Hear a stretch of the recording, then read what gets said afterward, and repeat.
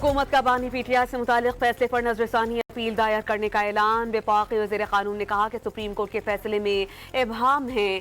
सजा याफ्ता कैदी का इलाज सरकारी अस्पताल से होता है। वाज़ेह नहीं किया गया कि फैसले का इत्तलाक तमाम कैदियों पर होगा या नहीं। सुप्रीम कोर्ट का बानी PTI को 2 रोज में अशफा अस्पताल मुंतकिल करने का हुक्म। इलाज के लिए मेडिकल बोर्ड तश्कील देने की हिदायत। अस्पताल के अहाते में किसी भी इज्तिमा पर पाबंदी। तहरीरी हुक्मनामा जारी। वज़ीर दिफा ख्वाजा आसिफ ने कहा कि PTI के अपने कायद के लिए NRO की ख्वाहिश नई बुलंदियां छू रही है। ये शख्स सियासतदानों को जेल में डालने, जेल में उनकी जिंदगी मुश्किल बनाने के मुतालबात करता रहा। नियाज़ी साहब को तिब्बी सहूलियात फराहम करने पर कोई एतराज नहीं, मगर PTI को अपने बयानिए के तजादात का जवाब जरूर देना चाहिए।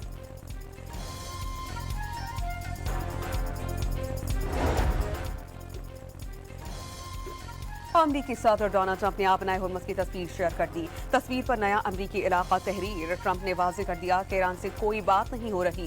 गुज़श्ता रोज ट्रंप ने पासदारान इनक़लाब से बैक चैनल रवाबित का दावा किया था।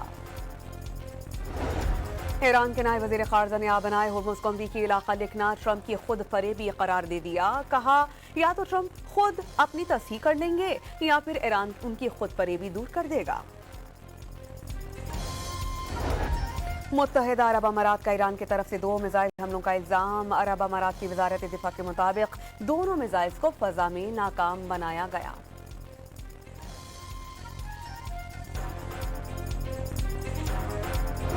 सहूनी फौज का गाजा के इलाके अशाती में फ़ज़ाई हमला। बच्चे समेत 7 अफराद शहीद। इसराइल का हमास रहनुमाओं को निशाना बनाने का दावा।